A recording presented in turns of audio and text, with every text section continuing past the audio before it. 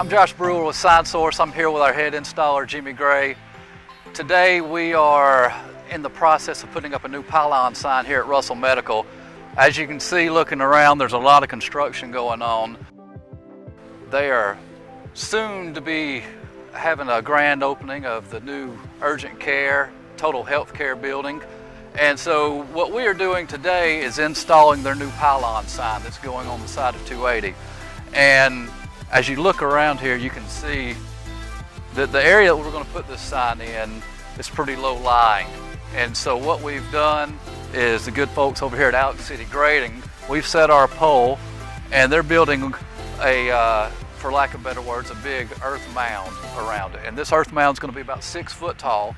And what that's going to do is allow us to set our sign on top of that earth mound. And then we're going to weld it to that pole. And in essence, the reason for doing this is getting the sign up higher off the ground where it's visible and catches more traffic coming off 280. So that's what's going to be going on here today. We'll have all kind of cool footage for you to take a look at.